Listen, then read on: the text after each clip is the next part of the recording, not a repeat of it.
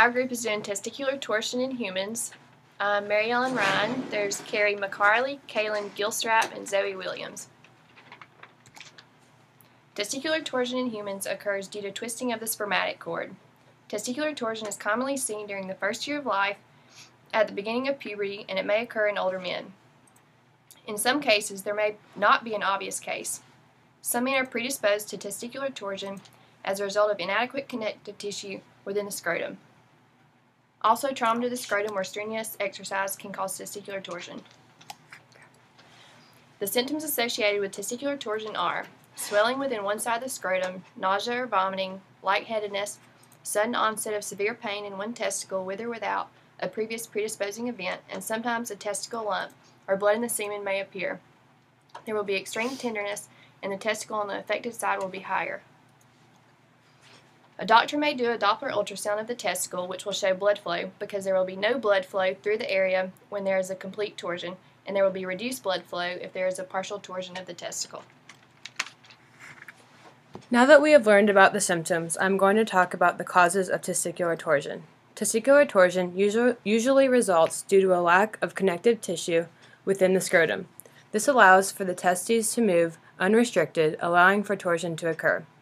Also, those who possess the bell clapper deformity will show a greater occurrence of testicular torsion.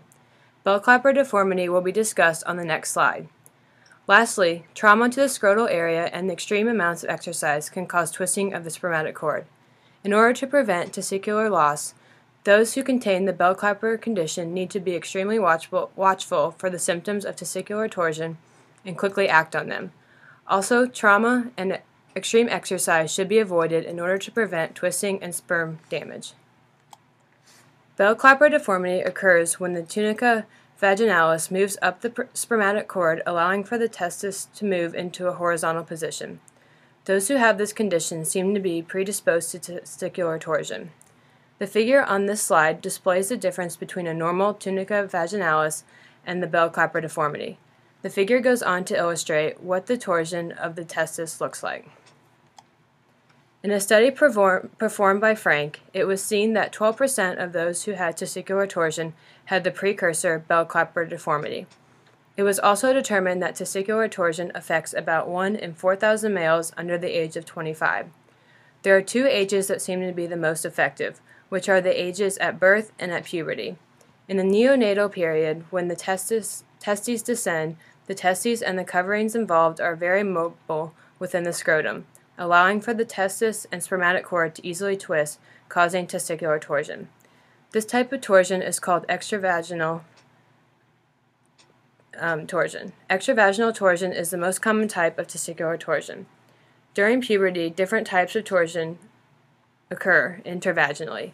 This occurs when the testis grows very quickly during puberty, allowing for the testis to turn, leading to torsion. Although some systemic effects such as fever can occur, most of the effects are localized and centered on the testis. However, if the testicular torsion is not diagnosed quickly and a testis is lost, fertility can be impaired. This can occur due to several factors, such as a delay in getting medical treatment, a doctor making an incorrect diagnosis delaying treatment, and lastly, a hospital delay that prevents non-invasive or surgical treatment. With the loss of a testis, the body and the body systems will continue to function normally with one testis, making it not a life-threatening condition. However, if one of the testes twists, there is a greater chance that the other non-effective testis will twist in the future. Therefore, a watchful eye and preventative treatment discussed previously is important. When the onset of symptoms occurs a second time around, medical treatment must be sought immediately to prevent the loss of the last viable testis. Now I will discuss diagnostic techniques. A quick diagnosis is extremely important in order to prevent the loss of the testis, prevent sperm damage, and in order to get a return of rapid blood flow within the testis.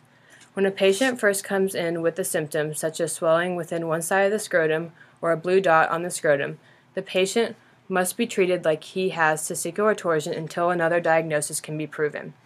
The doctor will do a physical exam of the testis by looking at the orientation of the normal testis first, then looking at the characteristics of the swollen testis. By looking at the normal testis, the doctor can look for the bell clapper deformity, which may indicate testicular torsion. Next, by looking at the affected testis, the doctor can look for a swollen and a higher located testis which contains a thickened cord.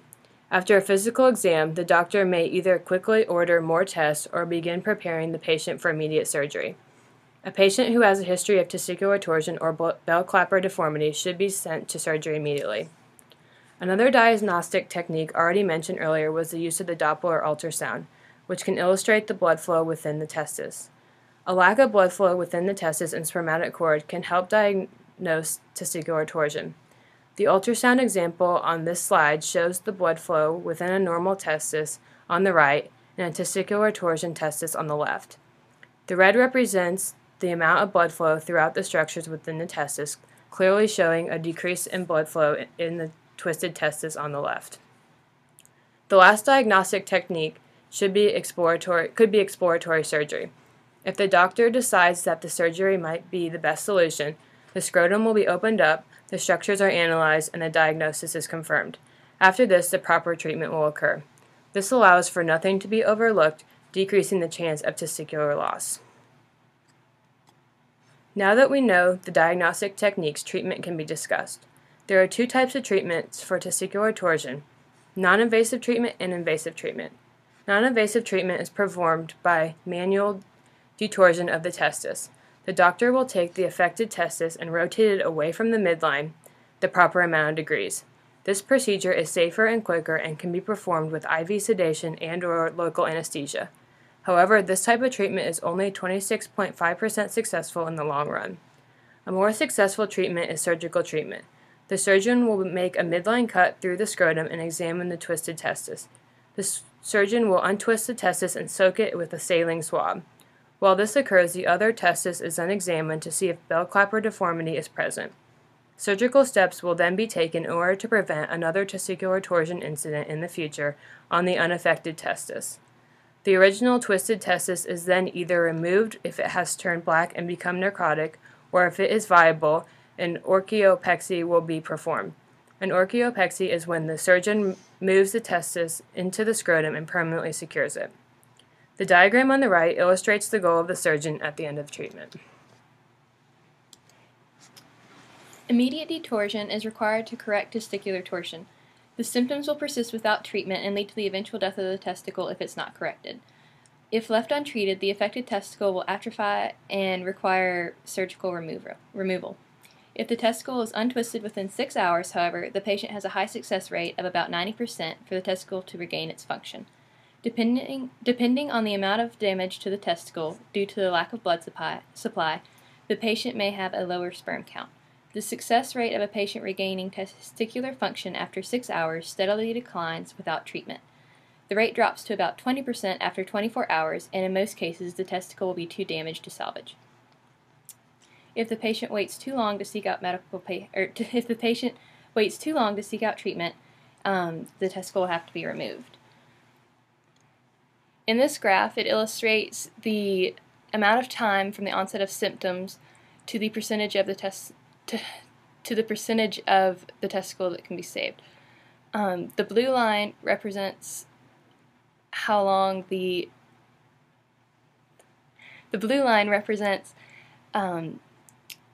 the amount of time that passes after detorsion and orchiopexy, and you can tell that after 6 hours, the percentage of the testicular to be saved goes down significantly. It decreases as time increases.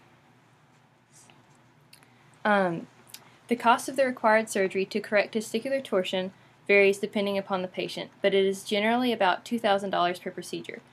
The use of the Doppler ultrasonography can be expensive along with other surgical costs. There are an estimated 4.5 cases of testicular torsion in every 100,000 men in the United States per year.